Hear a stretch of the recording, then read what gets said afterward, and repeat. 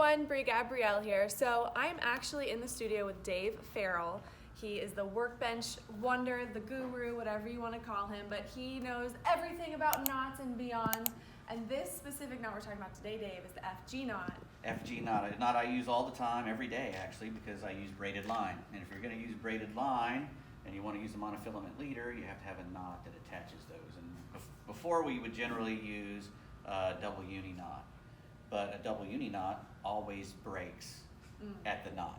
It means that's the weak spot. Right. Now when you tie F and G knot, monofilament to braid, it could break anywhere because the knot doesn't weaken this connection at all.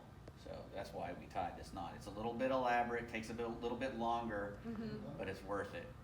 And you got to get it right from the get-go. Yeah, exactly. You Pick up that rod. You taught me this knot actually, what, like a couple years ago? Yeah. And I use it every single time. Yeah, exactly. Pick up that, right, don't give me that much tension. Give me some line. Give me some line. There we go, that's good. Because I'm going to put it in my mouth. But what I'm going to do is I'm going to just put this monofilament up and around this braid 20 times. Okay. And then we'll show you how to do it with the rope so it shows up a little better. Under, under. And just keep doing that 20 times. You're kind of making a figure eight-ish. Just keep going under, back under, and I hold it in the middle, and I do it 20 times. I haven't been counting. It's almost like an eight, like a figure eight-ish, right? And then the tension's important, holding your thumb in the middle is important, and making sure it lays right is important. Right, you just can't miss one. And you hold it still. Now, you take your tag in, once you've done the 20 wraparounds, and you put a half hitch around both legs. Keep holding it, and then there's like my that. problem.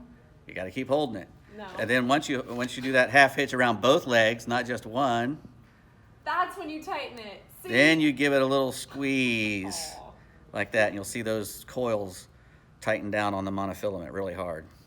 And then it's pretty much done right now, but you can finish it with a couple more half hitches around both legs. Sometimes people will split it, but I just put it around both, just 2 or 3, and then I trim it up, and it makes a very small knot that's incredibly strong. Click this off as close as you can get it, and the same with your braid. Doesn't matter if the braid's a little frayed, but that's a tiny knot. I love this knot.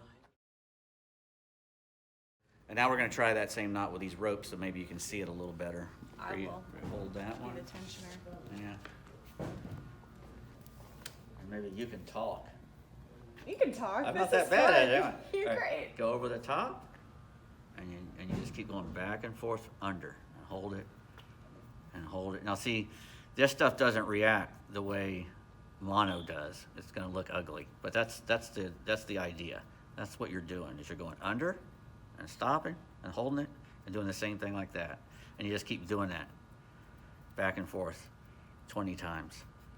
Now this won't look. See, it'll braid up, but that's not what it's going to look like. It more looks round. It looks round. Yeah. Because it lays on the monofilament. It wraps around it like a cat's paw, so that when you pull on it, it gets tighter and tighter and tighter. You'll actually pull the eye out of a lure when you got it in a tree or something. The line won't break, the lure will break if you're using 30 pound. That's very true. That's happened to me multiple times. Use the F and G knot. It's a good knot. effing knot.